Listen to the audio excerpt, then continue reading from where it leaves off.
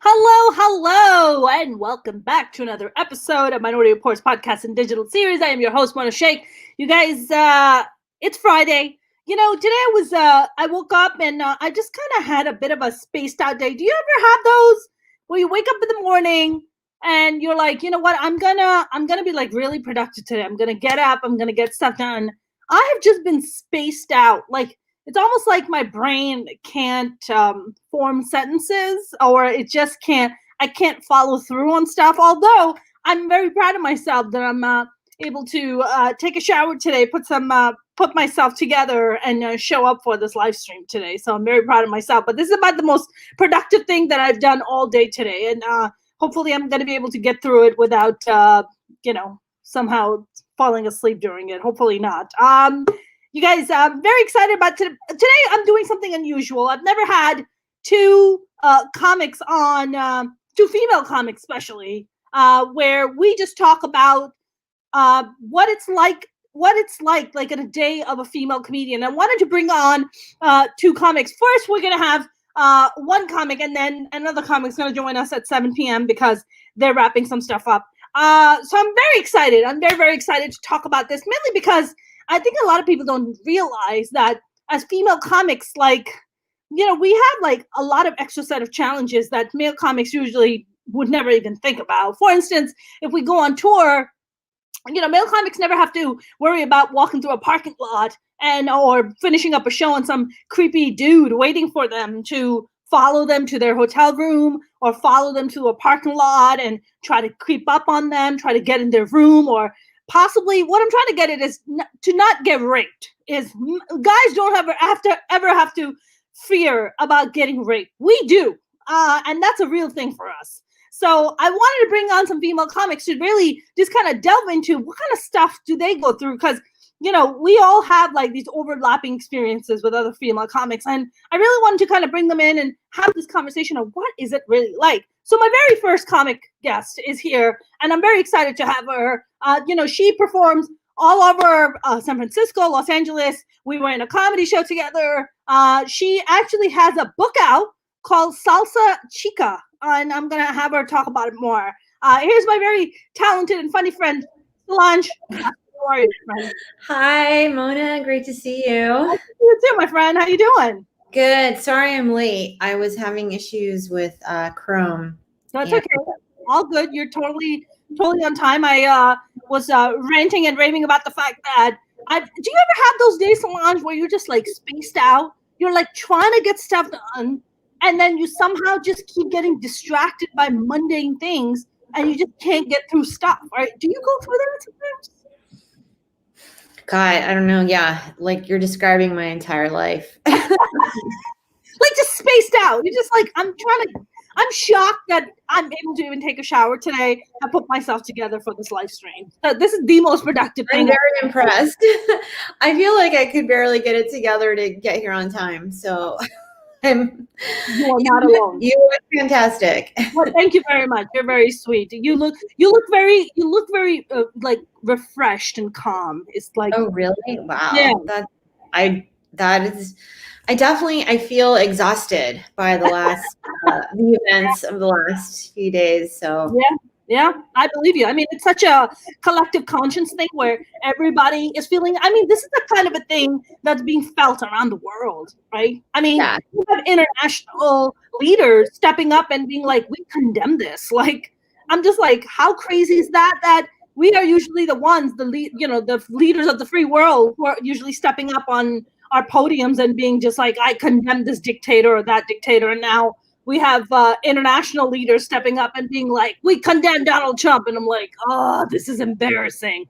Yeah, I mean, I think it goes beyond embarrassing. It's like terrifying. Too much. It's just too much at this point, It's just too much at this point. Sonia, how have you been holding up during the pandemic? Have you been doing a lot of online shows? Have you been? I think you have a book out, right? Called Salsa Chica. Yeah, my book Salsa Chica, which I took like 13 years to finish, is available on Amazon. I published it March 11th, just in time for the pandemic. So wow, congrats. That's awesome. Thanks. I mean, I self-published it and I'm really proud of it, but I wish I could promote it as in like, here's this thing you can go do to enrich your life and have fun. And it's not a safe activity, that's for sure. Right. So I feel like the world that I wrote about is like, doesn't exist anymore, and I don't know when it's going to come back. So I hate to say it, but it's like one of those things where you're like, this is what we used to do, wasn't it great? And it's kind of sad to look back at things. Like, I did this live comedy shows. Wow. Do you remember when we used to do these intimate comedy shows with like 80, 100 people packed? Yeah, we can't do that right now. Yeah. I know. I look at all the comedy I did and I'm like, wow, that's amazing. Because one of those shows now would just seem like the highlight of my year, really. That's right. I was actually just talking about, things that male comics never have to worry about when, but for female comics, like a life in the day of a female comic is so different than a life in a day of a male comic, right? Like for instance, like male comics never have to worry about if they go on tour that if somebody's going to come out and rape them. That's like a legit fear that every female comic who's ever been on the road has experienced. Have you toured a lot, Solange? I haven't. I mean, I have to say that when I started comedy, it was a long time ago. It was like the 90s. And I started in LA and I did the open mic scene in LA, and I knew kind of road comics and I saw them, and it totally scared me, and it seemed like something that was inherently unsafe. It just seemed very lonely and hard, and I thought, well, I don't think that's something I could tolerate. Yeah, and I had friends who did it and would call me from the road like crying. And so I just kind of like thought I have to make money doing something else and like make this, my like creative outlet. Yeah. So I've done like shows, New York and the Bay Area, but a lot of times it's been when I've been visiting people. And so comedy hasn't been like, I haven't looked at it as a source of income. I think it's really hard if you're a comic who relies on that for money, and you have to go out on tour and you have to take whatever gig you can. That's right. If you do full time, this fear that you just mentioned, you said it seemed hard and difficult, like hard and lonely. Well, it's definitely both of those things, because I've toured by myself. I don't think I've ever really toured with anybody else. I've mostly just toured by myself. And it's hard. It's lonely. It's definitely hard. You're just like by yourself. You're just kind of waiting all day, like just kind of twiddling your thumb, like waiting for the show time to show up so then you can get dressed and show up. But have you ever done any of the casinos or anything, Solange? No, I haven't. And I'll be honest, a part of me feels like I'm not a real comic because no, don't. Are you speaking of an imposter syndrome?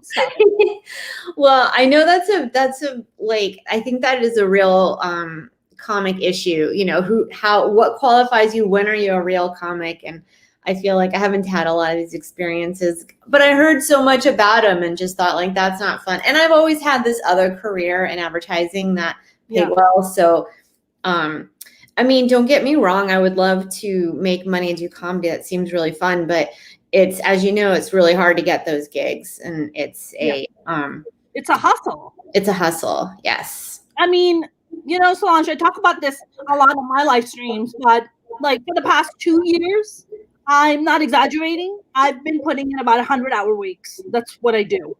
That's the amount of work. Stand up, producing. Like I don't really stop between writing, producing, and performing. That's about the kind of hours that I've been putting in, because that's the amount of hustle that it takes to try to become full-time and get paid full-time as a comic. I mean, it's a lot of work. My brothers make really good money. They're very well. They do very well for themselves. And one of my brothers was like, Yeah, I just put in my 40 hours and, I make my money and then I go home and I don't think about this stuff. He goes, but it's for you. It's not like that. I'm like, no. As comics, we are like working for me anyways, I'm like working all the time because I'm always creating projects. Never relying on just one thing. I'm always relying on like multiple things. I have multiple things going on at the same time because if this thing falls through, you still have other 2-3 things going on. Yeah, and you're a really good comic, and you're out there everywhere, and I'm super impressed. Oh, thank you. That's very kind of you. Yeah, I think it's I think it's a really hard job, and it takes everything. Yeah, absolutely. So how long you been doing comedy for, where you're like, I've been consistently doing comedy for X number of years? Oh my God, it's so hard to say because I started so long ago and then I didn't do it for like 10 years. And then it was about 8 years ago that eight. Yeah, it was about 8 or 9 years ago that I started doing it again. And then it just kind of like snowballed and I had shows and I just got kind of in the groove of it. And, it all kind of culminated in my album that I, taped in or it's on Spotify now. It's just audio. Yeah. In 2018. And then like all that material from like the previous 6-7 years were all like on that. And then I've been doing shows and stuff, but that's been like the main bulk, I think. I think the comedy I did before in my 20s was like kind of the like getting my feet wet. I think it took me like 5 years to even figure out what was going on here. Like, what is this thing we're doing? Just getting on. I mean, I think it takes a long time personally to find your voice. And absolutely. And then this year, obviously, since the world shut down, I have been not doing it as much, but I have done a lot of Zoom shows, and I've actually kind of gotten consistently going to like at least one mic a week and doing like maybe a show every other week. Wow. I mean, for you, you said that you also have a world in advertising, right? Is that your kind of pretty much consistent gig that you've been doing? It has not always been consistent because I didn't want it to be, but it's like I have been able to find consistent work. So that has like supported me throughout. Solange, every time I watch you and every time I watch you perform, I always get the feeling I'm like, she's been doing this for a while. Like you always, like, what the hell you're doing when you get up there.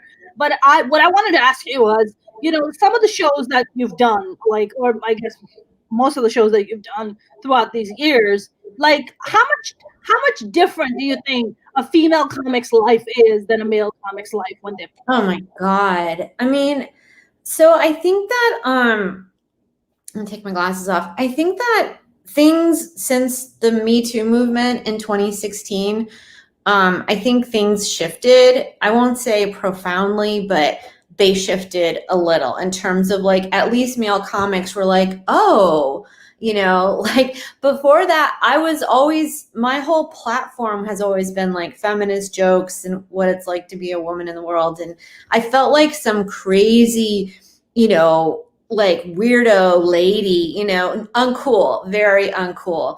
And I was fine with that. I was like, I'll be uncool, but it was very like, female comics being sexy and talking about them, being kind of provocative, which I never wanted to do that kind of material. I mean, I think there's a place for it, but like, it felt like that was everywhere. And I felt like really weird, but the male comics I was around, and I mean, I'm sure it's the same for you. Usually you're one of two women in a room and it's like all dudes. And they were tolerant, which is probably not even like the kindest thing to say, but they were tolerant of me. But I just kind of said what I had to say. And but it did feel like after 2016 that my material did not seem weird anymore. It seemed actually more mainstream. And there's a slight shift, but I won't say that. I mean, I still to be honest, I find a lot of I can't even believe what I tolerated in the rooms in terms of like the things men would say about women, you know, and that's like audiences laugh at and they appreciate. What's some of the wildest shit that you've heard come out of male comics mouth? You're like, it's like, so I have a blog that I've had for 20 years, and I wrote so many blog posts, and I mean they're still up, you have to like search for them, but I was just raging. All my rage was coming out in blogs, and I would, you know, go to a mic or show and have an experience and then write about it the next day. And I remember one time I was at this like small open mic. I was forcing myself to be there because I was like, I have to work, you know, I'm a real comic. And it was like 5 people. And one of the comics was talking about a prostitute and beating her up. I don't even remember the exact, like, it was like really violent. And I just got up and left. And I remember getting like all these apologies, you know, like messages apologizing. And, you know, apologies from who? Apologies from the comic? From probably the producer or the host, you know, who like, you know, booked it.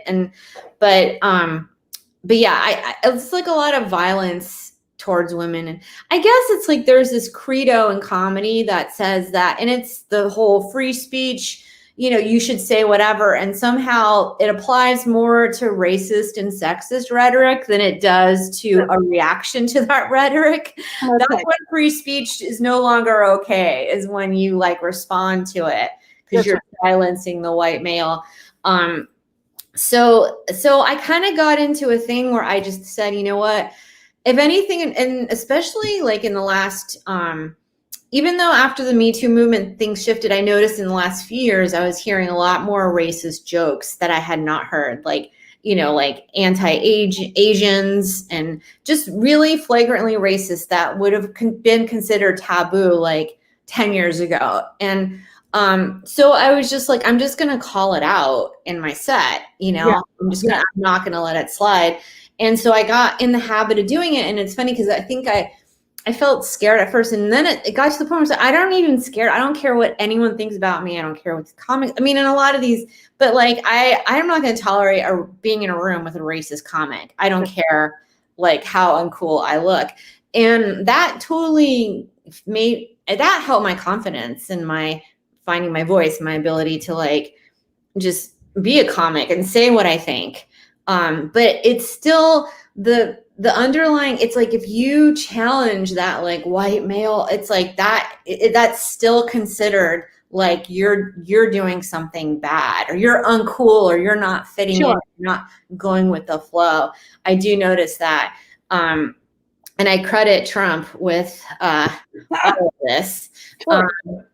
So I don't know if that answered your question. It did. You know, no, it did. And thank you for sharing that and, you know, pointing that out. It's interesting how you said that the fact that when you just stopped caring, the fact that, you know, that you're going to look uncool, that it just empowered you, because I feel like what you did is you removed the fear. You were just like, I'm not gonna bind myself because of fear. What I feel like a lot of comics do, especially female comics, they get terrified, you know, when they see this kind of stuff, or if it's just one of them, you know, at a show, at a mic, it doesn't matter. They feel like, oh my God, everybody's going to gang up on me and I'm not going to be able to say my piece. And, you know, I'm going to look uncool. I'm not going to get booked again or whatever. You know, there's a lot of different repercussions that come with standing up and speaking out. And it's interesting. I feel like the Me Too movement has helped comedy little bit, but not a lot. Don't give it too much credit. I agree. Not a lot. Not at all. Like, I mean, you still have male comics saying some crazy raunchy shit. Like, I was doing a show in Vegas, and I got booked literally like last minute. It's called Dirty at 12:30. It's a really fun show. It's a fun show. It's like 400 people. You know, it's a great show. The booker is a nice guy, I think. But he, I got booked on the show, and you know, it's interesting when you show up. I was the only woman on the lineup, and B, after I did my set, which I fucking murdered, I walk up. I fucking rocked that show, and I get off, and the host of the show goes, "Oh, I thought that bitch was a terrorist." After your set, right after your set, right after my set, when I just fucking killed, like, did you want to like take me down? Like, did you want to, because you were jealous? I made you insecure? Like, what happened? What was that need that you had to call me a fucking terrorist? He's like, I thought that bitch was a terrorist. I was like, motherfucker. I mean, obviously he was totally threatened by you and your set. I mean, that's what I see now. And that's all it is total jealousy. Because if you were a white man who just did the same old, whatever, women are bitches, hate my girlfriend, he would just be like, isn't he hilarious? Everyone give it up. That's right. That's right. Oh my God, he pulled his dick out. Oh my God, amazing. So talented. Oh, I never thought a man would find so edgy. So, so original. I mean, but the thing is, Mona, what I realized is that I just decided I take it for granted now that that's the status quo. And then once I kind of internally accepted that, it's like there's this freedom of like, and not saying that you should accept it, that that's okay, not to make it okay, but it was this freedom of like, wow, I don't need any of these guys' approval. I don't want it. I don't care. They're all idiots. And that's right. I don't even care to name names. But like, I don't respect Bill Maher. I don't care. That culture, it's like, it doesn't mean anything to me. Whatever, power they have in the world is fine. But that, to me, honestly, that's when I felt like I came into myself as a comic and a writer. And I was like, wow, I feel free. No one can take me down. Someone calls me whatever they call women, or call you terrorist or crazy, or, I don't know. I can, fine. You know what I mean? It doesn't have power. And I don't know if it's also a product of getting older, but it's also just realizing and also doing the work of being at shows and mics and saying that.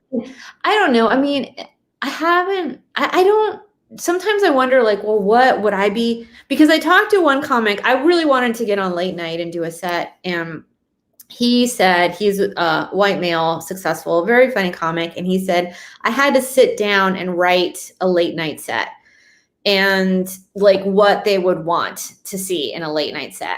And that bummed me out because I was like, I don't know if I want to write a late night set. Like, what is that, I mean, maybe I can write some of those, whatever. I do write dating jokes and, whatever. But, I think there might be definitely a huge ceiling to your, if you really enter like the freedom of expressing who you really are in comedy. Yep. James said, do these male comics put out these inappropriate jokes in order to get a negative response on purpose? Sometimes. I think the negative stuff that the inappropriate jokes is to be just like me and Solange were just saying, to be edgy. Like, oh, I'm edgy. I'm saying some like inappropriate. Oh yeah, I'm brave. I'm brave that I can make these inappropriate jokes and make you laugh. And yeah, it's freedom of speech. You can't stop me from saying this. I feel like that's where it comes from, a place of real ignorance and pride. It's a genre of saying the things other people won't say, which is really code for the things other misogynist, racist people are wanting to say. Yeah, I don't know how much courage it takes to say that. But yeah, the question is, do they want to get a negative reaction? And I would say yes. There's a lot of like, that whole shock culture is very long standing, and just say the thing that makes you inappropriate. Which, you know what, all comics do to a degree. Yep. But I feel like calling out those people is the inappropriate thing to do in comedy. And that's like when I realized, like, wow, I can do that and no one can stop me. You know, I don't know. I feel like this, the question that James just asked, he said, do they do inappropriate jokes in order to get a negative response? I think they just do these inappropriate jokes to get a response, whether it's negative or positive. I mean, it's rather, I think a lot of comics think in terms of like, it's better to have some kind of reaction than no reaction at all. So if you're completely bombing, or if your set sucks, or you never really take the time to put in the good writing and put in smart writing, then yeah, you're probably gonna suck. And then you start making inappropriate jokes just to get some kind of reaction rather than silence. What do you think? I agree. And also people do laugh at those jokes. I mean, I'm always surprised, like, wow, people they do get a reaction for whatever reason. I don't like it, but other people do sometimes. Yeah, when this guy, when I did my set, and the host was just like, I thought she was a terrorist. I mean, there was a big laughter about that.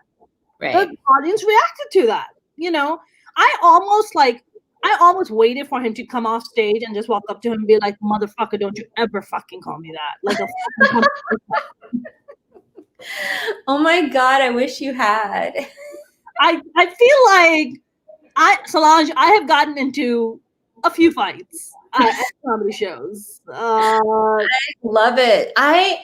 You know what? I totally like. The thing is with comedy, though, you can do something funny. Like ripping someone is actually funny to a lot of people. So if you have the courage to do it, it's like funny and it's satisfying. I've told quite a few people to fuck off right to their face. I had this one comic, I produce shows, I'm a producer, and like, I put in a lot of work in, promoting the shows, the advertising. I mean, all of it costs a lot of money, a lot of work. And this one comic literally canceled on me like 30 minutes before the show started, and just making some bullshit excuse, right? Oh, I can't come, I'm busy, blah, blah, blah, I'm this and that. And I'm just like, you could just be a professional and just be like, I'm sorry, I messed up, or I'm this and that, and can I make it up to you? I apologize. Can we reschedule? Right? I would accept that more than you coming up with these bullshit excuses and thinking that I'm a fucking fool, that I can't see through them. And he's like, I don't know what is it that you want me to do. I was like, I don't need you to do anything. I was like, but I will tell you, you are the biggest fucking cunt I've ever met in my life. Oh my God, but it's hilarious when you say it. He's like, I'm so glad I'm not doing the show. I'm like, bitch, I'm glad you fucking canceled. Now fucking kill yourself. Get the fuck out of here. Was it a guy or a girl? It was a guy. Oh, it was a guy. I think I'm a little bit more compassionate towards ladies than I am towards guys. I mean, to be fair, there have been female comics that have not been less than awesome to work with, but it's mostly guys. It's not, and so I need to point out, it's not just white guys. It's just dudes in general. There's a level of cockiness. There's a level of like, I'm the fucking hottest shit. Because for guys, for them, like if they make a girl laugh, they're getting laid. For us, if I make a guy laugh, I may get laid, I may not. I mean, it's not. I always wonder. I think like the motivation for women to do comedy is very different than for guys. Like I do think for a lot of guys, it's to be a rock star, to get laid, to be the top, to win the pissing contest or the dog fight. And my desire has always been to get up there and share my perspective and to like. And that was such a big drive for me. And it's a hard thing to do. And it's kind of a crazy thing to do. You're getting on stage in front of people by yourself and telling jokes. But I've always felt like with women, I sometimes wonder like, or sometimes it's like the desire to get famous, I think motivates people. But yeah, I do think it's a different, I'm coming at it from a different place. Yeah. Yeah, I think you're right. I mean, for guys, if a female comic makes people laugh, then it's immediately competition to a dude, because it's like, yo, traditionally that's been my role. So now there are female comics coming in. Like, I think a lot of comics think like, well, female comics can get laid anytime. For me, I gotta work. I gotta tell jokes and make a woman laugh, and then I become a rock star, and then I get laid. For a woman, you can just get laid. Why do you gotta tell jokes on top and giving me compliments? It does feel like sometimes I feel like I'm almost taking away from my appeal, from guy in a man's eyes, like, like it's just like, oh, that's an annoying part of you that I'm tolerating. I'm just accepting that, but that's not who that's not who I really like. And I finally realized, I was like, that's not the kind of guy I want to be with. But I have felt that way in relationships. Like, have you ever had like a date come to watch you at a show and then later been like, sorry, I can't go out with you? No, but I have dated male comics. Oh, Solange! I know. No judgment. I mean, look, No, I've from day one has been a zero comic dating policy. Oh, I love it. So wise. No, I feel, I have dated guys who are into it too, who thought it was really cool. I think, probably, I don't know. Some guys do think it's cool. So it's just, it is an insecurity, I think, or insecure part of humans that make them want to do something like this. Yeah. But it also does take a lot of courage too. So I'm not going to not comics, because it is a hard thing to do no matter what. But, right. But male comics also don't have to perform at a comedy club or go on tour and constantly have to worry about, oh my God, is some creepy person gonna come and try to sneak into my room? Or like I was touring and I was doing shows in Nevada, Arizona, and I forget where else. And I was literally just jumping in my car and just driving to all these different places and doing performing. And I remember this one show that I was doing in Arizona. It was a casino show, and this really super creepy guy was sitting in the front. And then he loved my set, this and that, and then walked up to me after the show. He was like, my name is so and so, this and that. Where can I follow you? So I was just like, yeah, you can follow me on Facebook and da da da. And then I go to the other comic who was also on tour with me, and I was like, all right, man, let's go grab something to eat. And this dude was following us. He was trying to find out which room I was staying in. I mean, it was creepy, right? And then he was messaging me while I was at dinner. He was like, if you want to hang out, I'm still here. I'm waiting for you. And I was like, what the fuck? I had to ask security to walk me to my to my room. Like, a male comic will be like, oh my God, some chick wants to come to my room. My dad, please do come on over.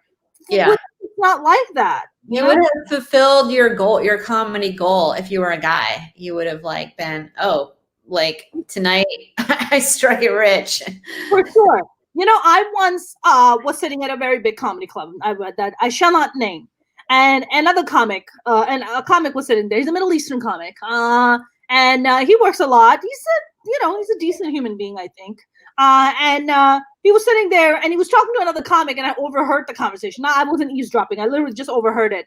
And he was like, yeah, man. He's like, I have a girlfriend, but pussy on the road doesn't count. According to the rule book, according to the stand-up comedy rule book, yeah. What that fucking page? Oh yeah, look, it says right here, pussy on the road doesn't count.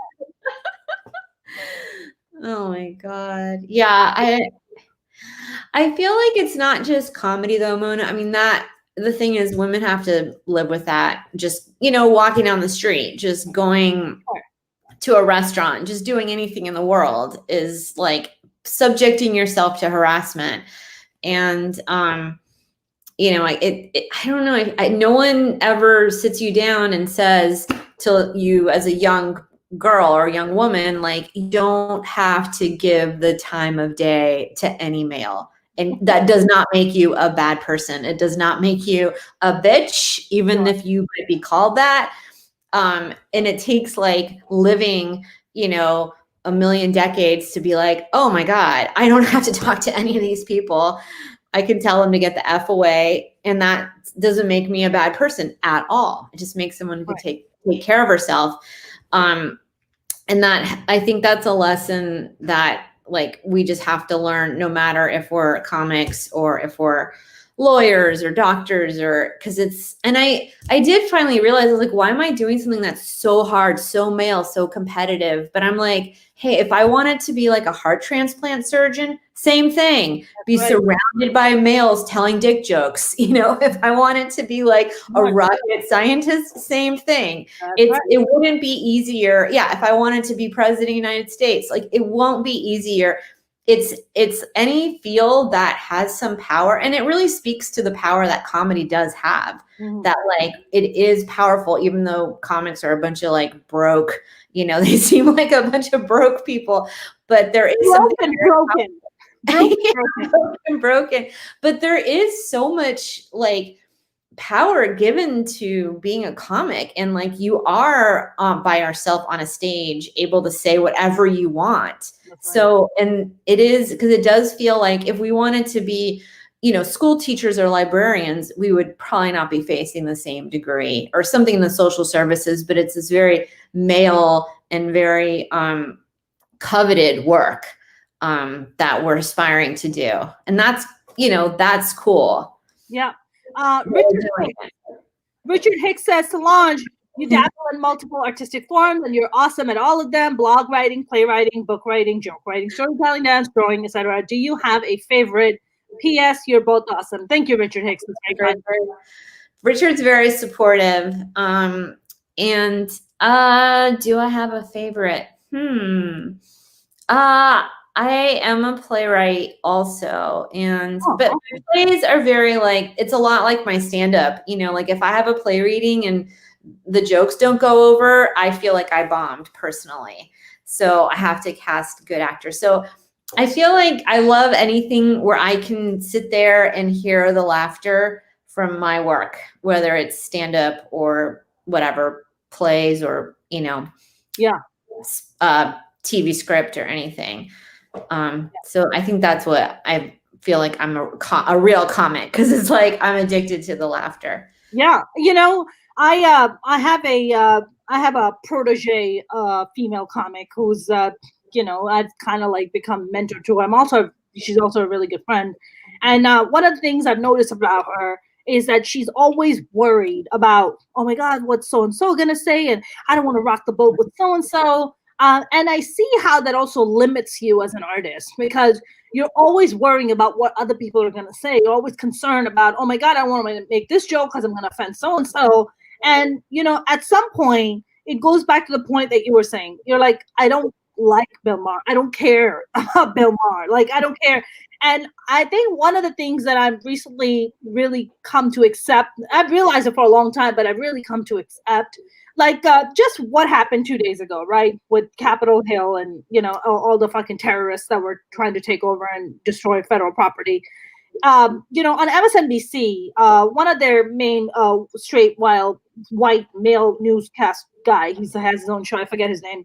And he was like going off, right? He was fucking pissed off, and he was just letting his opinions fly. How fucked up this whole thing is.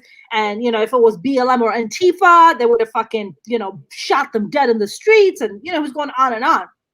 And the fascinating thing about when I was listening to him was just like, you know, I have the exact same thing that he's saying, right? I thought the same things, I said those same things, and, you know, but his anger is more accepted and respected versus that same shit coming out with that same velocity out of my mouth would be looked at, oh my God, why are you so angry?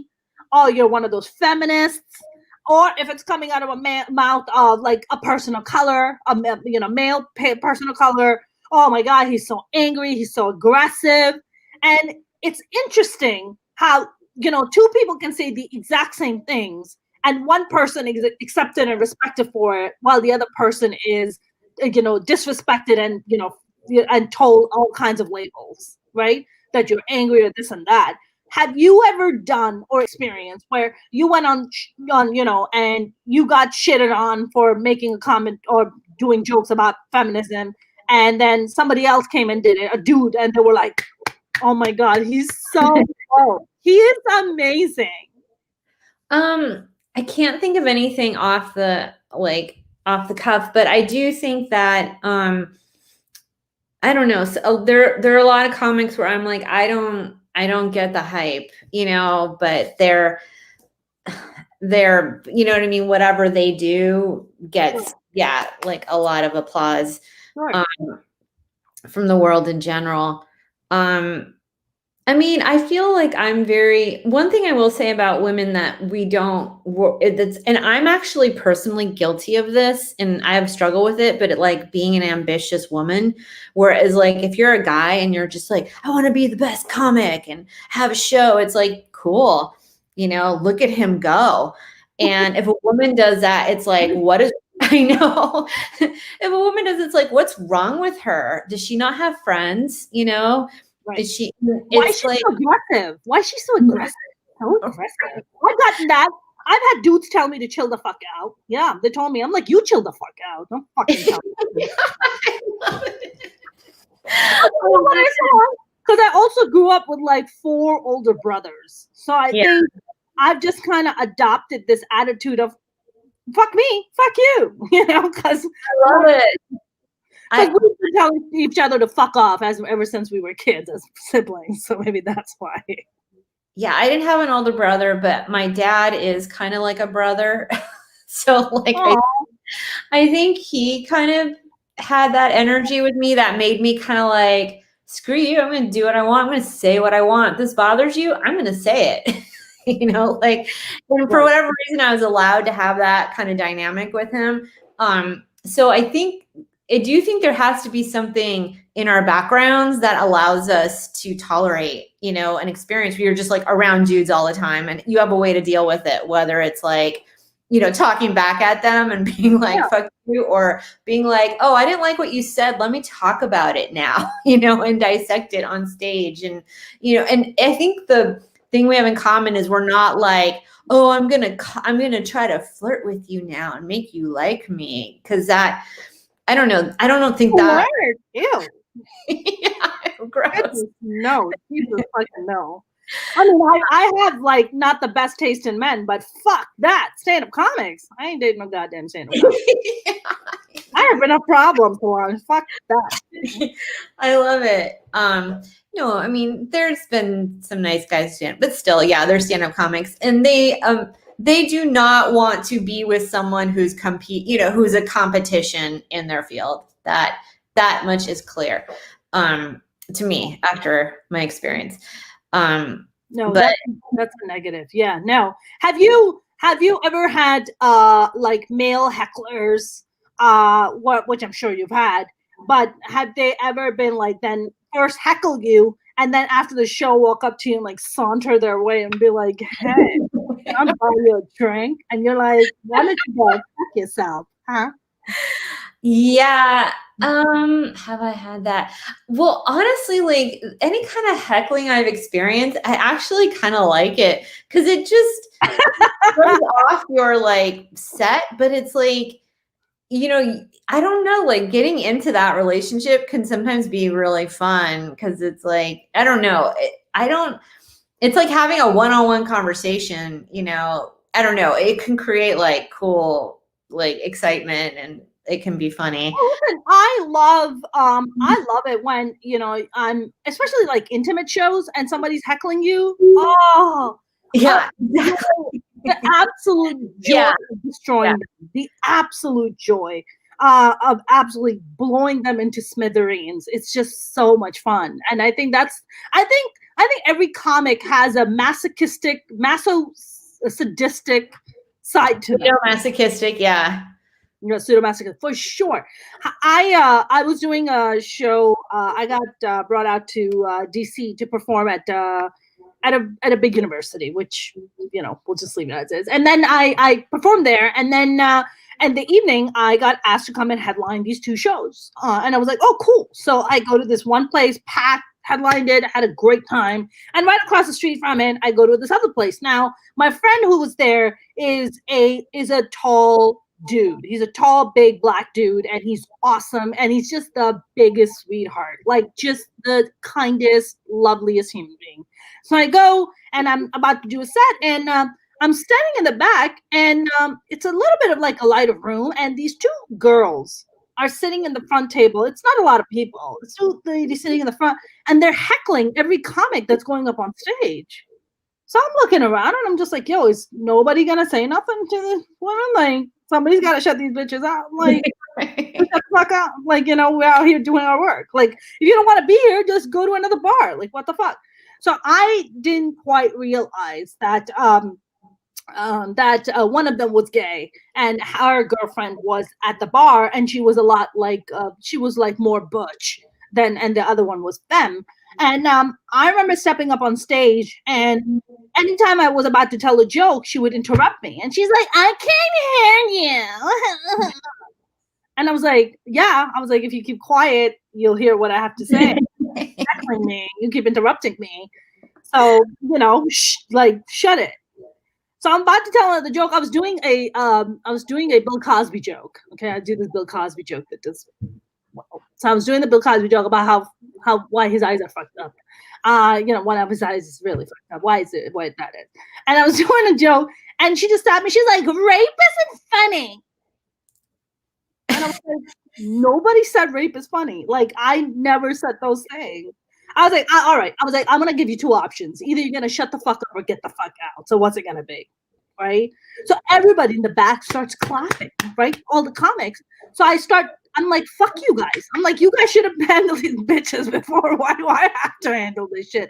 Long story short, Solange, the butch girlfriend walked up to me on stage, put her forehead on my forehead, and started physically pushing me back. Oh my God. To get into a physical fight with me. What God, fucking UFC and boxing requires you to be physically like threatened and assaulted, you know, possibly at a fucking job while telling goddamn jokes. Like, what job requires that? I think so. I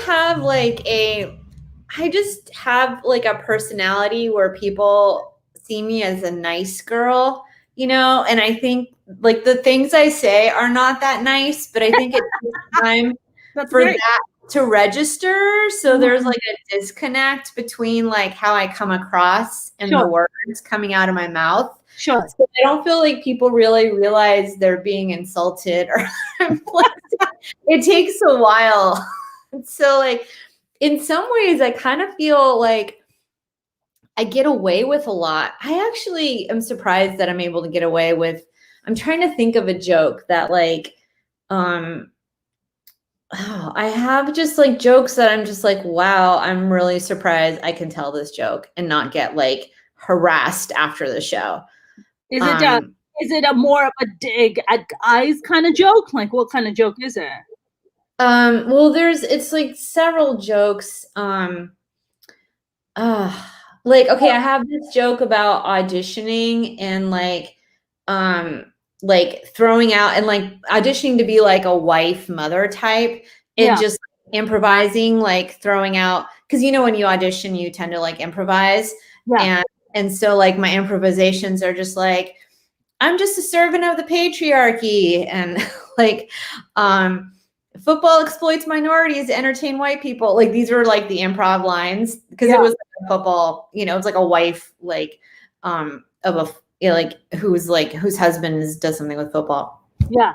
And like that joke, I felt like I don't know if people really realize that I was saying those things, you know what I mean? Because like mainstream type people will laugh at it, and I'm like, you don't agree with this, but like maybe they do. Maybe now that, you know, just like you said, in the age of, you know, Me Too and Time's Up, you know, those conversations have not become mainstream when they were before considered alt or, oh my God, you're like a feminist kind of comedian. But now it's like, no, that's the mainstream. Like now you have male comics who are not fucking feminists, and we've known that they're not are going out of their way to write jokes to be like, I'm so woke, I'm so pro-feminism, and you're just like, motherfucker, you was trying to grab a titty the other day. Get the hell out of here. I wish like Louis C.K. would just be on it instead of just, well, he's just going into like leaning into his old self, but like just be honest about like, wow, this is really confusing. I have been this like asshole douche and I can't do that anymore. Like that would be very interesting comedy to me. If they were just like, honest about the experience of what it's like. Cause you can see it in their eyes. They're just like, what's happening? Like, what? I can't pull my dick out and jerk off. I'm mad when I pull my dick out. Like it's like shocking, you know, and it's like to write about that. Yeah, don't try to be more of an asshole.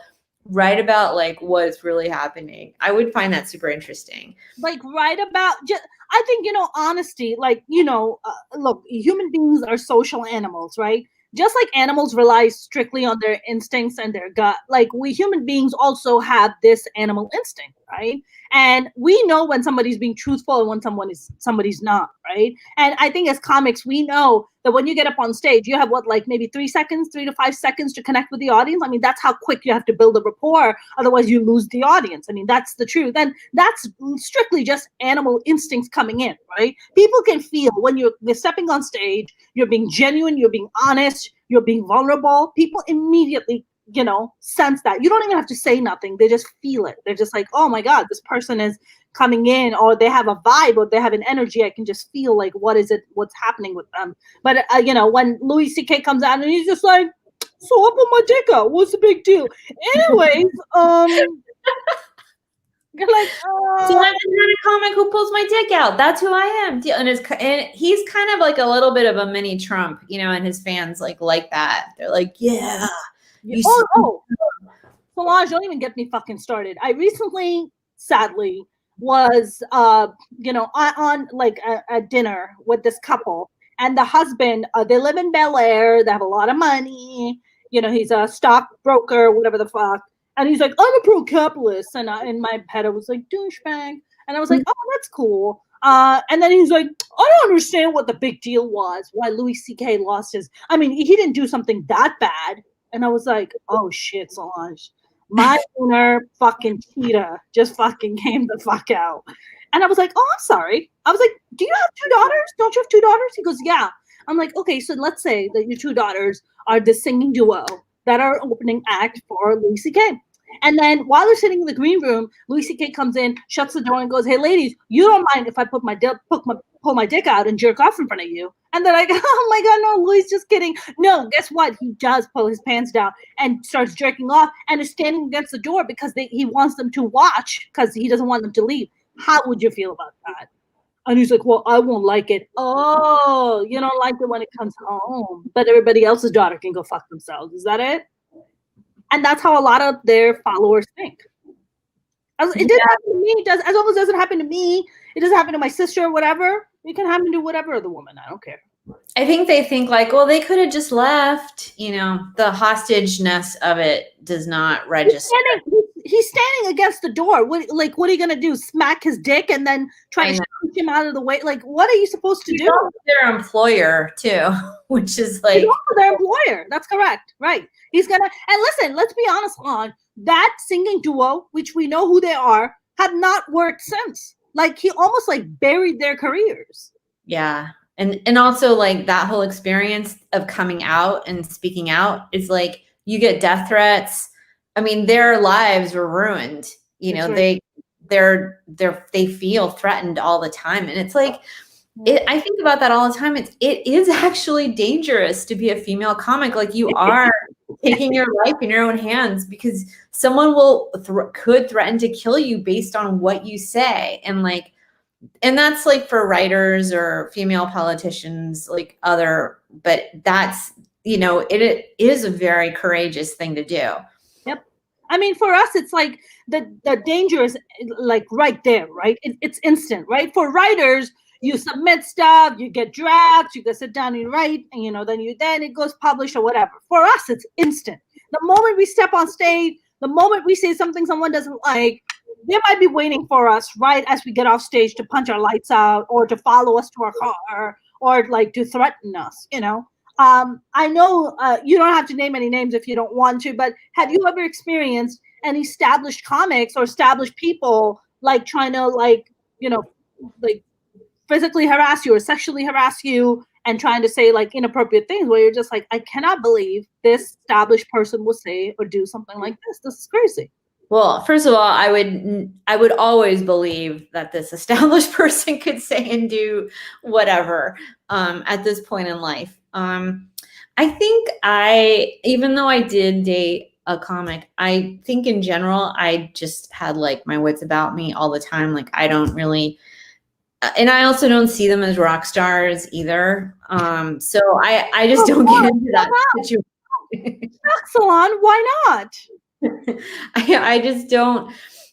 So I just honestly, I don't think I have been in that situation where somebody, not in comedy, in other parts of my life, but I think I've always treated it as kind of like I'm going into the, wild jungle here, and I'm not gonna like. I don't see it as like a bastion of sanity or emotional stability, which you shouldn't, because it's not. So that has helped.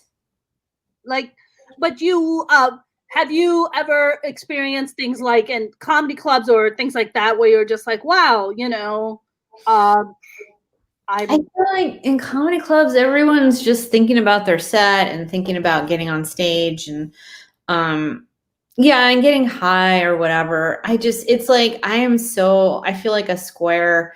Just like I don't care. I maybe I'm just like too old. But even I started when I was really young, and even then I was sort of just like, I don't think I think it always felt like pretty kind of a little bit of a wild card kind of environment, to put it lightly. And you're in like bars and drinking environments, and sometimes it's fun, and a lot of times it's great and really fun, but it is definitely it's a hazardous job. It comes with a hazard, right? Not where I go to find like peace, it's like where I go to express myself, and that's what it's for. I think every female comic that ever steps into an open mic should be given a brochure of like, this is a hazardous job. These are the things to expect when you enter, that would be such a great book. Like there would be, you will see an unsolicited dick pic. Like that's just the thing. You will be given feedback on your set when you didn't even ask for it. Yeah. you will have tags that aren't funny at all. By a non-comic, which is even worse. By someone who's been doing it a week or Like, let me give you a tag for that. And you're like, I've been doing comedy for 10 plus years. You just got here. Like, what? I know. I usually have, not usually, but I'll have sometimes comics, like not even comics, audience member walk up to me and be like, that was really funny, but you know what would be funnier? Are you talking to me? What would be funnier? I'm like, you can stop right there. I was like, if you want to do it, you get up and you do it. Have a nice day. I think I've probably, more than being sexually harassed, I've been harassed by comedy critique, more than anything. I've gotten so much of that. And what are some of the wildest shit you've heard where you're like, are you kidding me? I think guys will just be like, and this is not just in stand-up, but also in playwriting. Oh, that's just not, I just wouldn't watch something like that. Or I would never laugh at that. I would never think that's funny. It's like, wow, that's okay. I wasn't writing it for you personally. Like you were never even part of my thought for like, you're not my audience, dude. Get the fuck out.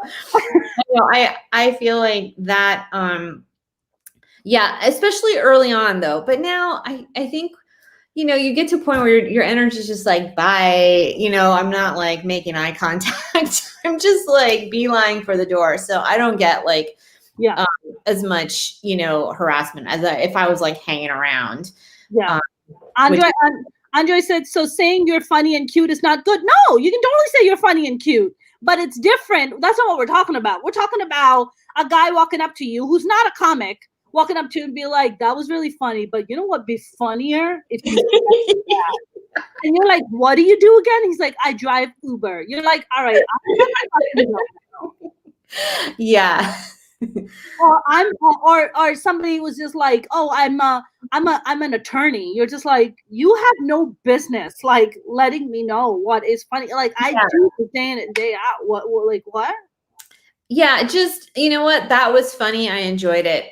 End of story. Right. You know, that was funny. You enjoyed it. Oh, and you're also cute if you want to say that. All right. Thank you very much. Very flattering. Very flattering. I don't call them cute. I don't take it as an insult. But yeah, you know, it's the condescending talking down to you like, oh, you don't know what you're doing. And, right. But you know, some of that might've been my own insecurity. Like I probably wasn't that confident. So I think that attracted a certain kind of person to come up to me and, you know, tell me how it is. This is how it is in comedy. Oh, guide me, sensei. Yeah, which I see them doing it to other people and I'm like, oh my God, you don't, you don't, but I can't tell someone that's their journey to, you know. Oh my God, Solange, about like 2-3 weeks ago, I was doing this online comedy competition. It was like such nonsense. I was the only woman on the lineup. And what number did they put me up, Solange?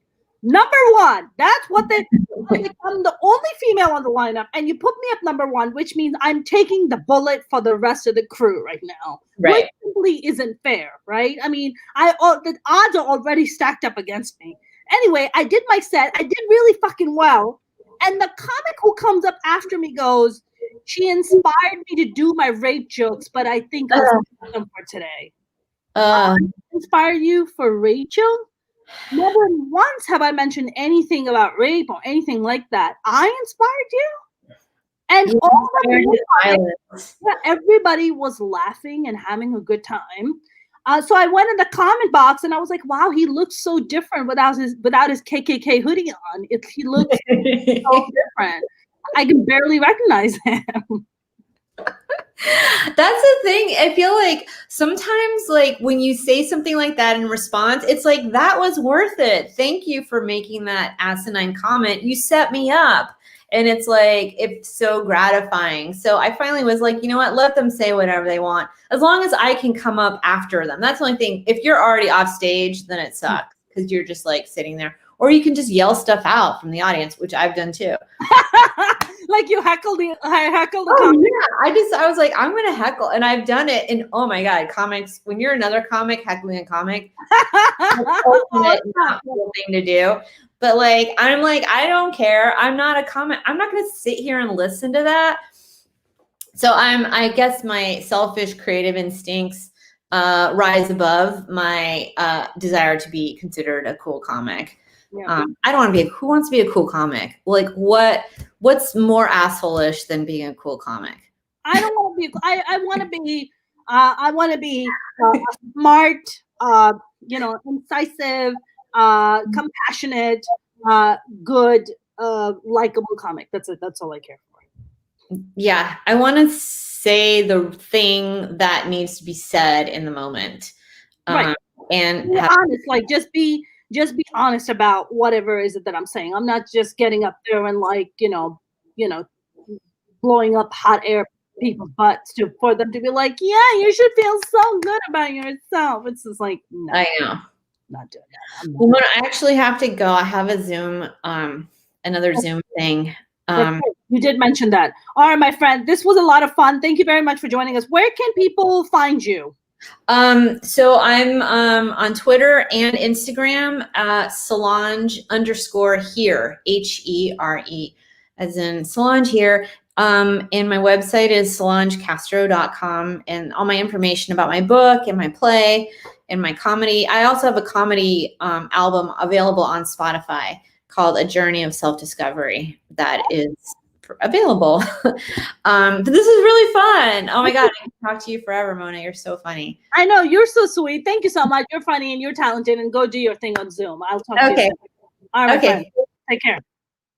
All right, that was Solange Castro. I'm waiting for my next comic to show up, who is also a very talented, very, very funny comic. But she is, I believe she's wrapping up. I think like Zoom also. I think we're all just doing Zoom shows and stuff. So I'm waiting for her. So I'm gonna put myself on mute while I get in touch with her so she can log in.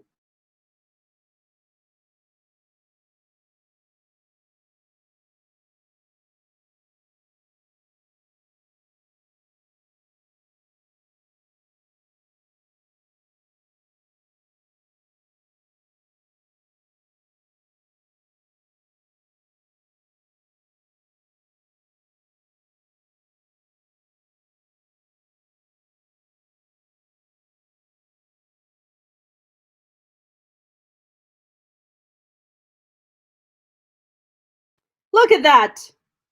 Look at that. All right, she's going to be joining. You guys, some of the stories, I think, I was trying to refrain myself from revealing some of the names because for us, it just gets a little tricky because we're just kind of put in this very strange place where people come out and say, horrific mean things to female comics. And you're just like, all right, I'm just going to take a deep breath. I'm just going to suck it up. And, I don't want to like rock the boat because somebody's going to get mad at me, or I'm not going to get booked at so-and-so thing, or somebody's going to go and spread rumors about me, or somebody's going to say shit about me. And I think that's like such a big part of our existence as female comics, because we're always like, there's always this thing in the back of our head. It's just like, oh my God, I don't want to piss anybody off. But I think just like Solange, and I think myself, I think when you do it for a long enough time, you're just like, fuck this. Like, I'm exhausted. It's this business is hard enough. And then I got to worry about what other people think of me, and I got to constantly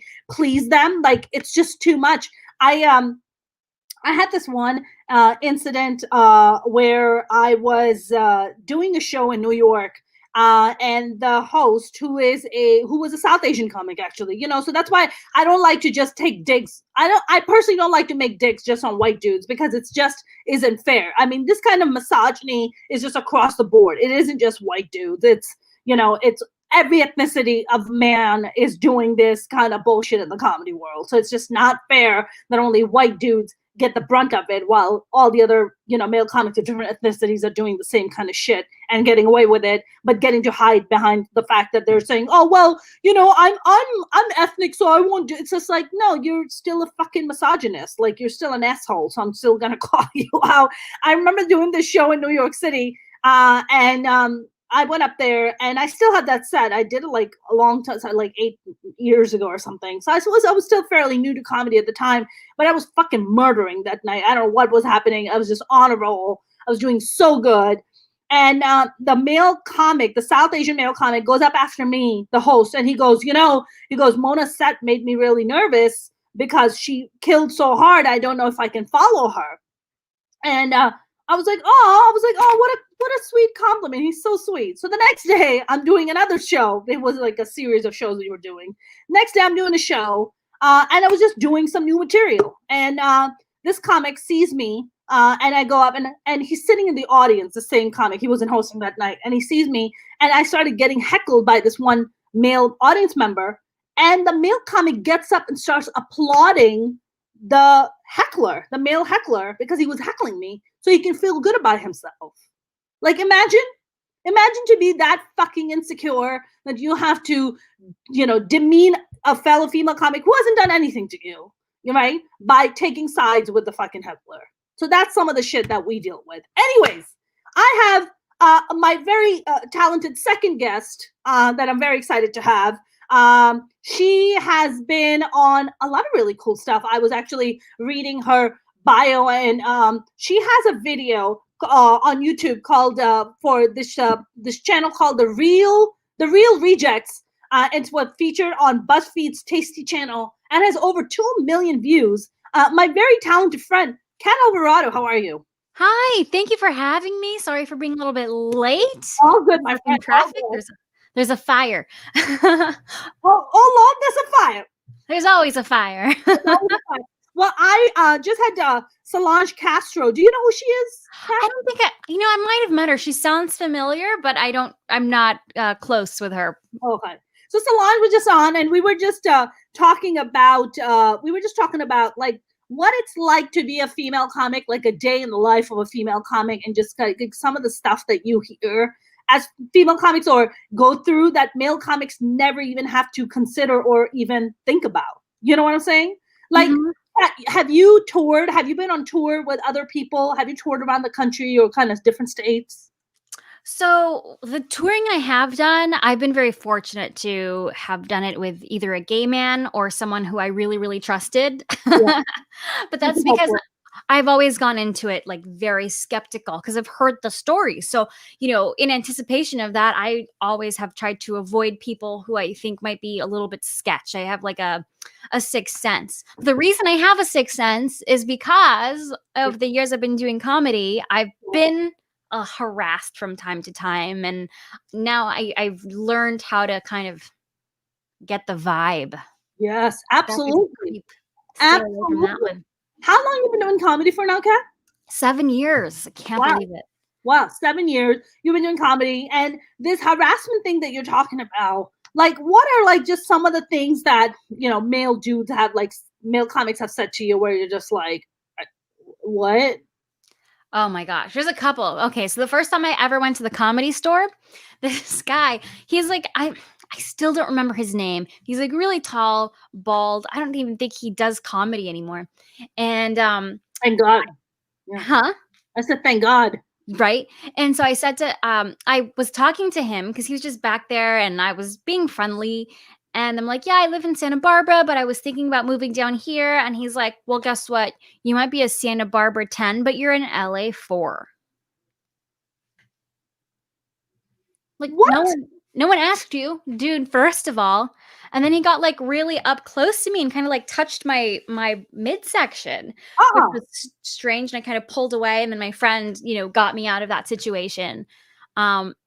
Yeah, and then another time, I think the second time I was there, the guy was there, and he like lifted up his shirt and he's like, "Check out my abs." Ew. And I was like, "What? Ew, why? Why? No one asked for that. No one. What's going on here?" You know what it is? Like, comedy is such an insecure business to begin with. And then you have like these super insecure folks, insecure dudes, I would say, and I was just mentioning that I'm not even gonna just say white dudes. It's just dudes in general, right? Yeah. And then they come in all broken with their fucked up shit, and because the business is already insecure, it makes them additionally insecure. So then they have to be like, well, you may be a Santa Barbara 10, but you're in LA 4, and you're just like, you're like, I don't know what shithole you've come from, but you're still shitty. You were shitty there and you're shitty here. So they're damaged. They're damaged peppies. There's another one. And this is one, I won't say his name because he's kind of more or less well known, but I was opening for him or hosting. I was hosting for him last year.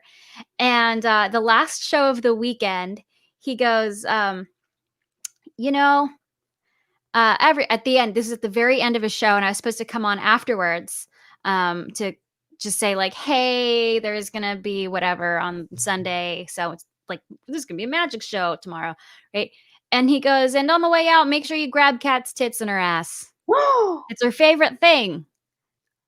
And he was drunk, like he had like several shots of whiskey on stage during his hour-long headliner set. And very fortunately, the manager of the club like was on top of it. And I was kind of like, look, I can handle being harassed. Let's see if it happens, just so that I can get him in trouble and be like, look what you did, motherfucker. So I was down to like go right out to the lobby and like see if any drunk people would grab me, just because I'm a shit starter, right? But the manager, that's why I like you, because you I was like, I wanna start a fight. Come on, I will fuck you up, bitch. Let's go. See what happens. And no, the manager was like on top of it, and they were like, "Oh, come here. We have to have you guys sign your W-9s or your little tax forms. I got to give you your checks." And brought us over to the green room so that we couldn't go out to the lobby, and then they didn't let us out of the green room until everybody had filed out. Wow. Which is so smart, right? It was at a Levity Live. And so that makes sense because that's a corporation, like they could get sued if suddenly I got manhandled at the end of a show. That's right. And I did try to ask for the tape of the show afterwards to get it from Levity Live just to have it. Yeah. in case that guy ever Yeah, like no. they They did. won't They were give you. like, "Oh, sorry, we didn't record it." Cuz you know what? Cover your own ass. They're covering their own ass. They know. Of course They they knew. are. Of They course they knew. are. What's interesting is that you said that was the guy in the same room as you when you're filling out the W-9 form? Yeah. The check thing? Oh, But is he apologizing to you, or is that being brought up to be like, yo, don't ever fucking say that shit to her? Oh no, he proceeded to then like hit on me and flirt with me the rest of the night. Yeah. And did you tell him to just, I don't know, kill himself or something? Or No, sometimes I wish I was tougher, but some in these moments when these things happen, like the shit starter in me likes to see how far they'll take it. Like, right. I'm just too much of a human observer. So unless I'm in like imminent danger, Yeah. because Yeah. if I really genuinely feel like I'm in danger, I will get out of the Of course. situation. Well, basically, like you can't, unless you fucking do karate and watch Cobra Kai on a daily. Like, yeah, unless you have weapons on you. Yeah. Yeah, and also you're in danger. I can't like mouth off to this guy and be like, That's "Fuck you," blah blah blah. He just gave me work. That's And right. he could give me work in the future. So there's that kind of power dynamic thing with a headliner and as a younger, lower on the totem pole comic where I'm gonna just Yeah. smile and nod, smile and nod, smile and Yeah. nod. Yeah. But also manage the situation. Oh, here's someone who was watching the show. Oh, she loved your show. Kind of pawn him off on her and like kind of get out of harm's way, if you will. But yeah, sometimes the shit starter in me wants to see how far they'll take it just for the story. I mean, I don't blame you. I have you ever experienced this thing where somebody's talking shit to you like that, and you just walk up and be like, you know what, just fuck off. Just tell them to fuck off to their face. Oh God, I usually do it with a look. I'm just like, What's the look, Kat? It's pretty much this. Does it work? Does it work? Yeah. Oh, it's like completely unamused. Like, oh God. I didn't have to say anything. They know. They know I'm not having this. Yeah. No. Yeah. I'm better. No, don't even try, honey. I mean, it's just I was talking to Solange about that our like being a female comic is a hazardous job. It's a hazardous job, right? It is. It could be a slew of things, right? It could be from a verbal passing, like a male comic harassing you, to a male audience member harassing you, to you walking to your car and next thing you know, some creep is waiting for you. Yeah. There's like a slew of things. What's crazy is it's like a constant dance it's like a constant dance with the devil, which sounds ridiculous. But see, here's the thing: the same way that they can be our biggest threats, they're also our biggest allies. Sure. And then sometimes the ones that have been our allies become the threats.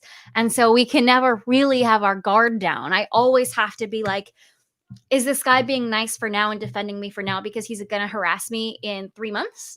Very possible. He's planning to harass me in a year?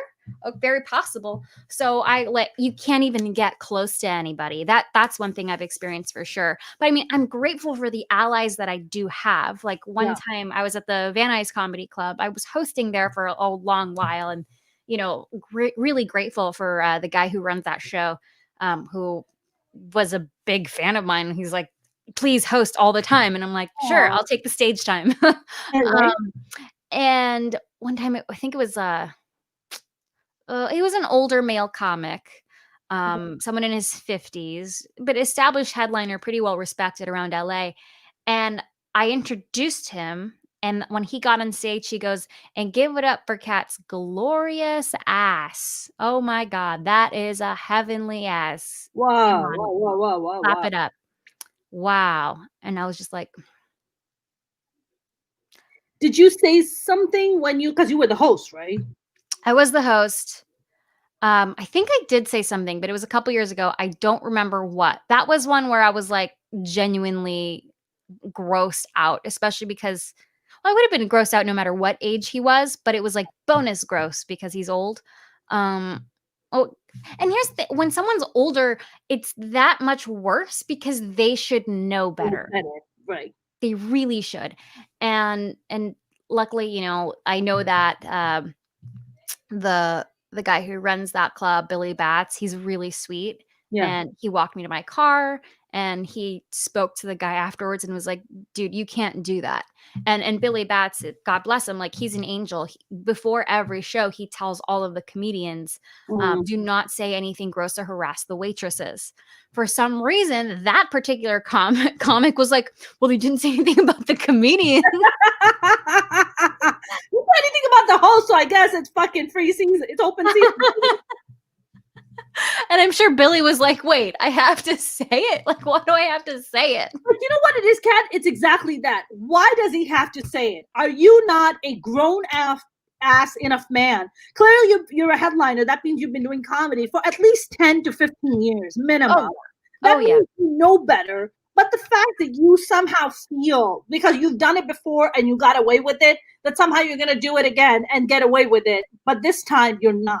And the irony is this is actually a headliner that I had a lot of respect for.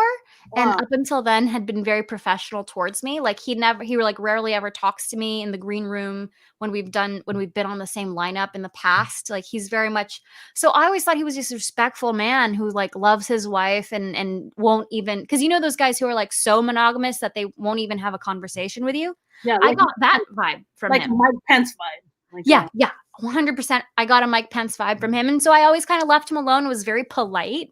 Oh, how would you like to be introduced? Okay, thank you very much. All right, have a good night. Like, I've always been like, exactly, very professional. And then he just completely out of nowhere did that. Well, he had to drink a little just to loosen up, to be like, I have the courage now to say that her ass is glorious.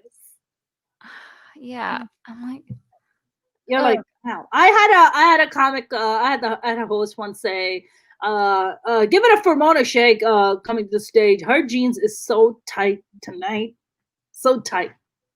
I was like, my jeans.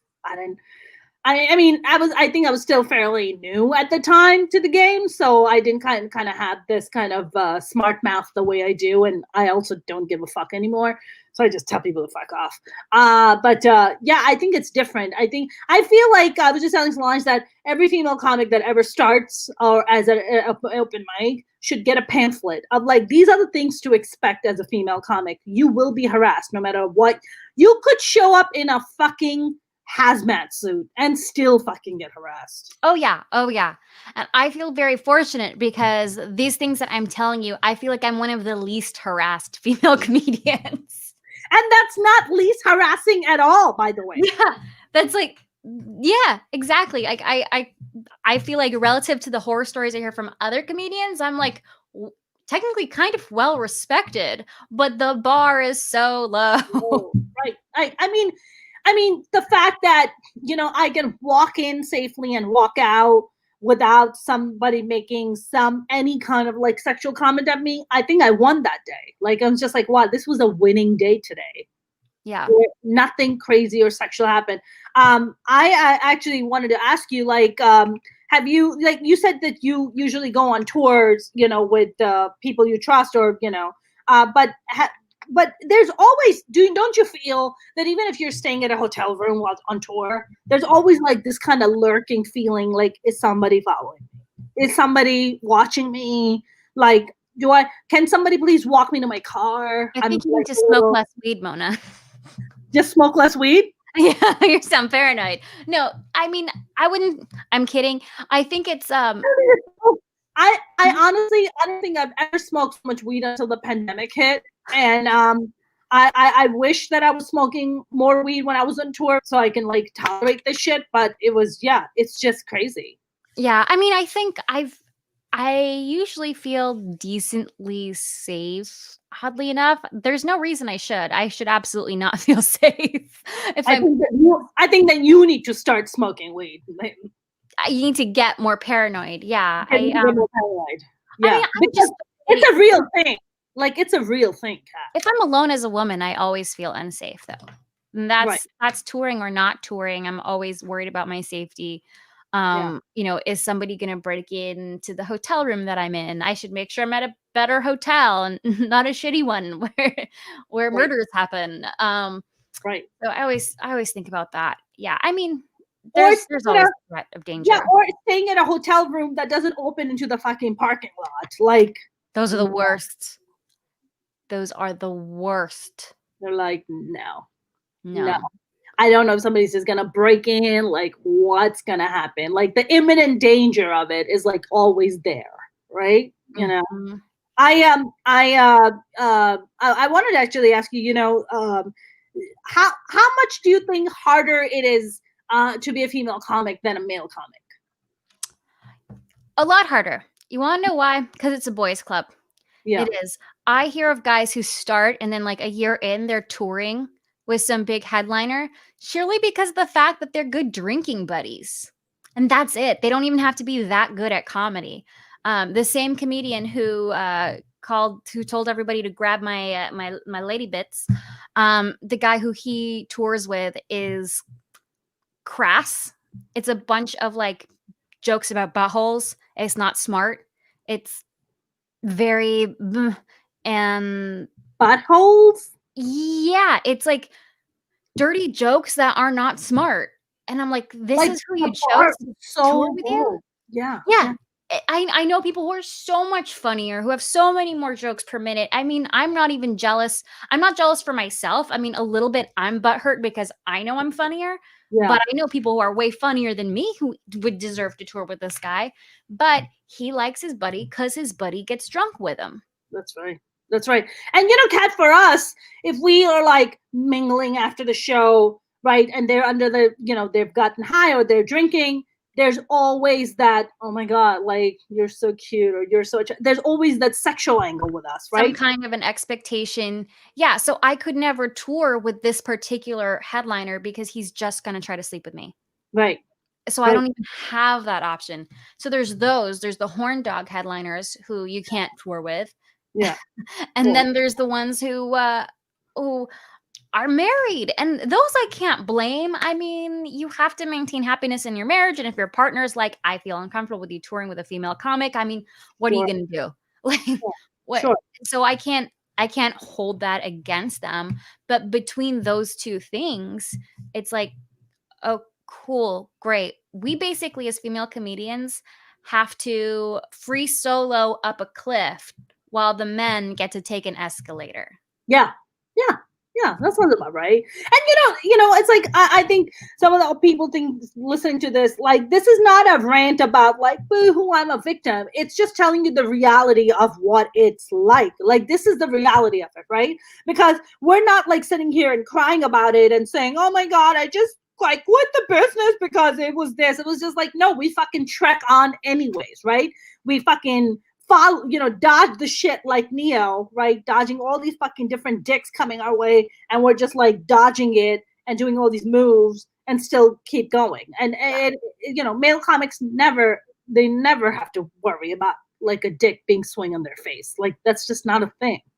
Yeah, but I don't want to be 100% negative because it's not impossible. You just have to work harder at it, which isn't fair. We have to be like, yes, twice as possible in the same place. Yeah. Which really stinks. That sucks so much. And then not to mention, then we're competing also against the girls who do take the low road, if you know what I mean. The brojos. Is that what we're calling them? Yeah, that's the term for them. The ones who will sleep their way to get. Oh my God, I'm like such a slut. Those girls. Because there are women who will actually use their sexuality to get stage time and are not at all funny.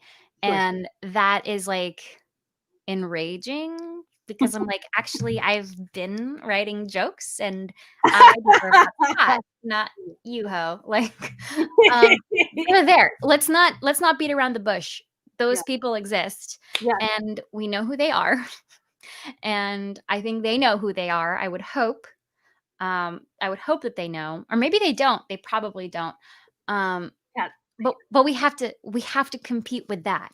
Meaning, that's another reason we have to be twice as funny. I have to be twice as funny because I have to convince the booker that he should book me so that his show is good instead of the girl who's going to suck his dick. Right. Absolutely. And Kat, and to be fair, and just try to kind of give like this kind of overall, proper, and another not proper, but an added perspective to it. The system is designed in a way where it caters to the male. That's what it caters to, right? And these girls get insecure where they're just like, oh my God, like I'm still new. I want to be able to get there and I don't know what to do. And maybe this is the passage. This is the way to kind of get booked and, tour. And, so the system is kind of designed in a way where they're just like, yeah. I mean, when you have somebody established like Joey Coco Diaz, who's on Joe Rogan's podcast, bragging about the fact that he would make a girl suck his dick just to get stage time. So he's a predator. Right, he's a predator. He's a predator, no denying, right? But when he's up there and like bragging about the fact that, he has this girl giving him blowjobs just to get stage time, when you're a young female comic, like you're impressionable, you're scared, you're like, you're just like, I guess maybe for some, it's just like, maybe that is the way to get up there. Maybe that's just the way to do it. It's not, I'm not defending their horrible behavior, but what I'm saying is that it's almost like the system is designed in a way where some of them can kind of fall into that and be like, oh. Yeah, and I don't want to sound like I'm defending the guys, but I think that there's something else besides the extreme. Like Joey Coco Diaz is the extreme. He's like in the Harvey Weinstein zone of like, and nothing's happened to him, Kat. Nothing's happened to him, by the way. Nothing. He was bitching and moaning. Oh, they're coming for me. They're coming after me. Nothing happened to him. No one came for him. But there's situations that are more in the in-between, where the guy isn't necessarily going, hey, tit for tat. It's more unspoken of a flirtation. And then the girl says, oh, there's an opportunity for me here. And this is an easy shortcut for me to get the stage time that I need instead of working hard. Yeah. I mean, look, I think you and I have been both have probably done shows where you see a female comic up there and you're just like, who is she fucking? Like, who is she fucking, right? I remember being at the Comedy Store once, standing next to a comedian who's been there a long time, very, very funny comic. And I remember turning to him and I remember seeing this female comic up there. I think she was like Russian or something. And I couldn't really understand her because she had a very heavy accent. And I couldn't understand her. And I remember turning to this comic and I was just like, who's she fucking? He's like, oh, he's fucking the booker. It's like, makes sense. Like sometimes you see them up there and you're just like, okay. But I feel, Kat, like that could only take you so far. Then you got to deliver. Like when you that can only take you so far and then you got to bring your shit. Otherwise you just lost that opportunity that you sucked your way to. That's true. But then in the meantime, like, yeah, at some point they hit their limiting thing. But in the meantime, I'm not getting enough stage time. Sure. So, I mean, I'm complaining from a separate thing. But it's like, yeah, okay, yeah, eventually they'll get theirs. But there's all the collateral damage of the other women, not just myself, but all the other hardworking women who actually are putting in the hours, the time, grinding it out. Yep. And then, yeah. Yep. And then can't. They have people say no. This reminds me of a there was a guy, he books a show, I want to say in Long Beach, at a Mexican restaurant in Long Beach. People who know who I'm talking about. And I remember I was a relatively new comic. I didn't know of a lot of shows in LA, but I knew of him because he had come to do shows in Ventura, and I think we had done a few together. So I asked him if I could get booked on his show. And he wrote back, if I was a woman, I would definitely try to offer some BJs so that I could try and get more stage time. What? Mm-hmm. And I was like, well, I have a really funny clip. I don't think I need to do that. And I sent it to him. It was me at the Ice House. And he goes, a lot of festivals don't even accept clips from the Ice House because it's a hot room. As if he's a festival. Motherfucker, you're at a Mexican restaurant. I got into Laughing Skull with that clip, buddy. And he's telling me that for his Mexican restaurant, that's not good enough. Oh, okay. No. And to this day, I haven't done a stupid Mexican restaurant because I'm not going to degrade myself. I don't fucking blame you. Like, Like, because you have standards. That's why, Kat. And you're not, wow, blowjobs, huh? Blowjobs. Wow. mhm. One of the things that I always have wondered is that, these young comics that you were saying, like you could be a male comic doing comedy for a year, and the next thing you know, you're fucking touring and, going all over the place with like established comics. One thing a lot of people don't realize is like with female comics, like, this is the fucking reality of our biology. Like, we only have so many number of years in our biology to be able to, work hard, get our careers going, make a living at it, and possibly have families if we need to, right? Males don't really have to worry about that, right? So for us, it's like we're fucking getting punched twice, where it's like you're fucking hustling, you're trying to fucking get work, right? You're working hard, you're being honest, you're trying to tour, but you can't because these fucking assholes won't take you. And your biological clock is also simultaneously ticking at the same fucking time. Yes, and you could freeze your eggs, but that costs $10,000, which you don't have. You don't have, because no motherfucker will take you on a tour to fucking go, and like at least you can make the money so you can put that towards that. So I think a lot of people don't even factor in how many female comics even just like sacrifice that part of their lives. They just sacrifice it. They're like, That's the saddest part. That's one of the saddest things, is to completely sacrifice that. And like, as I'm coming, I've been doing this 7 years, so you can guess I'm coming up on my biological clock starting to get a little bit louder. Yeah. And I'm going, whoa, I'm going to have to either make some progress in comedy or make some decisions to buy myself time in comedy. Like, right. I don't think people really understand the sacrifice that their funniest female comedians make. Yep. Now, Amy Schumer and Ali Wong and a few others actually have had the luxury of both being successful and getting to be moms. And that is huge. It's such a blessing. But many female comics, right, they just don't. But Ali Wong and Amy Schumer, like, were already established and were already doing them, right? I mean, some people would come out and be like, well, they did it. Why can't you do it? Well, but it's not the same. It's just not the same. Ali Wong has a very specific kind of sense of humor. Amy Schumer has a very specific kind of sense of humor, right? And that's what they kind of build themselves on. But, I don't specifically do that kind of comedy. I don't think you do that kind of comedy. It's a different sort of comedy. So it's just like, it's just not the same, and that's 2 out of hundreds of female comics, hundreds, versus male comics who just get up there and are, next thing you know, are just fucking touring and getting TV shows left and right. And you're just like, oh, that must be nice. No. We're gonna start wrapping up. There is a male comic that is he's a very nice guy, but he's part of the cool kids at the comedy store. He's one of the cool kids. And he also does like a singing thing sometimes. And I remember every time I watch his set, I'm like, what is his comedy about? What is it about? I can never figure it out. It's just random, weird, immature, childish, butthole jokes that are just thrown in. And he's just part of the cool clan. And he got married recently. He's getting shows. He's fucking has a big following. And you're just like, but what is your comedy about, though?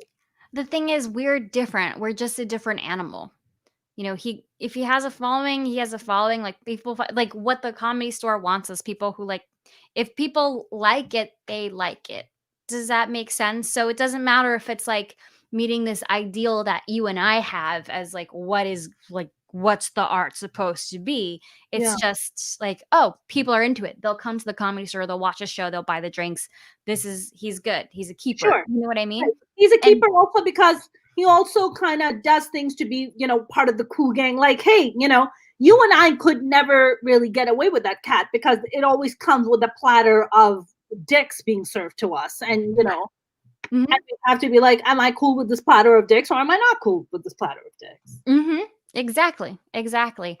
So, I mean, it's rough. And I think you and I are smarter comedians. Like our type of comedy, our ideal comedy, Yes. you're more political. You like political commentary. Recently, I've been a lot more political than any time, but yeah. I'm a little bit that way as well. I like to bring that stuff in, and so we're just going to be different than them. Like we don't like the stupid stuff. Who is that guy? Eddie? I don't know. He's got that show on Comedy Central, and it's just a bunch of bullshit. God, it's just like all over the place. The show's like super random. It's on Adult Swim. Oh, I'm forgetting his name. You guys who are listening, you know who I'm talking about. It's just a random show where it's like a talk show, but it's like a spoof show. You talking about Eric Andre? Eric Andre. Yeah. Have you watched? Do you even think it's funny? I don't. I met him. I met Eric. You can zone out and watch it, but I'll if I do that, I feel like my brain is rotting, and I'm like, how did this get on TV? And then I remember it's not about what we think. It's about what the people who like that think. There's enough people who like that hey, it's good business. It's funny to somebody. Yeah. And that's what matters. What sucks because maybe the art is supposed to have meaning. Maybe the art is supposed to be better than that. But he's also very good friends with Hannibal Buress. So, that kind of helps too. That's another thing, right, Kat? I'm not going to mention a very established female comic. She's a Latina, and she goes on tours, and she never, ever takes female comics to open for her. Never. I think I know who you're talking about. And that's annoying. It's disappointing, it's just hard. Insecurity. It's insecurity. It's not wanting to be overshadowed or give up the reins or, introduce competition. Yep. Stephen Peretti said, catering to the lowest common denominator. Yep. And listen, they work, and their biological clock is not ticking by any means. They can probably have kids till like 85, probably right before they can actually just ejaculate and just die and be like, yep, had a kid. Totally. I could never do that lowest common denominator comedy, the like Eric Andre stuff. I mean, I'm sure I could just put a bunch of random shit, like just write down a bunch of nouns, like fucking Mad Libs, put it in a hat, pull them out and be like, this is what we're doing for the show today. I mean, anyone can do that. Well, we're going to talk about, paper. Like we're going to put spaghetti on somebody's face and then light some firecrackers, then pretend to do an interview, but then a bird's going to fall on my head. Yeah, like that wouldn't be fulfilling. I think I'd quit comedy if I had, that wouldn't be my thing. Right. It's me neither. I never want to do comedy if that was what I had to do to be funny. I think we've figured out a problem, Kat. We have standards, and we need to just not have standards. I think that's the problem. Well, shit. Wow. Let's all go have babies. Screw.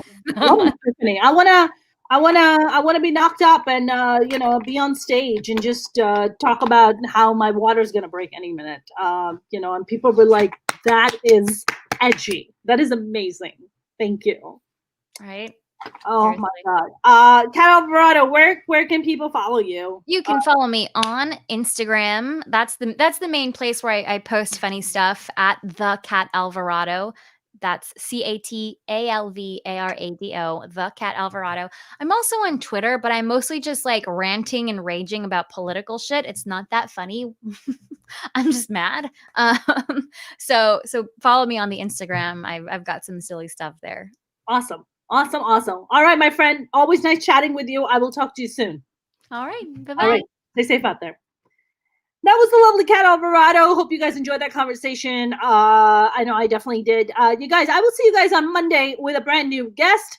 If you haven't subscribed to my YouTube channel, please do. It would mean the world to me. I am encouraging all my viewers to go on my YouTube. You can go to youtube.com/Mona Sheikh, my last name, and the word comedian, Mona Sheikh comedian. And you can subscribe to my channel, and you can watch all my playlists, especially Mona's Rants and my Minority Reports podcast and digital series. What I'm trying to do is I'm like 2/3 of the way for my watch hours for my YouTube to be monetized. And I am encouraging everyone to please go and, watch my playlist. I'm just trying to get my numbers up so I can be monetized. As a lot of you guys know that I've as stand-up comics, like we've just lost all our touring. I've lost about 90% of my income, and I'm just trying to work really hard and do these live streams, and and I'm trying to monetize my YouTube channel. So it would mean the world to me if you could do that. You can also follow me on Twitter and Instagram at Mona's Comedy. You can follow me on Facebook at Mona Shake Comedian. But please, please, please do go on my YouTube and subscribe there and watch my playlist while you're cleaning the house or while you're driving or whatever. Just trying to rack up the watch hours. So thank you very much, Stephen Peretti, for checking it out. I appreciate that. James, thank you very much. Thanks, Mona. Thank you, James. Guys, have a great weekend. Stay safe out there. Please wear your masks. Have a good night.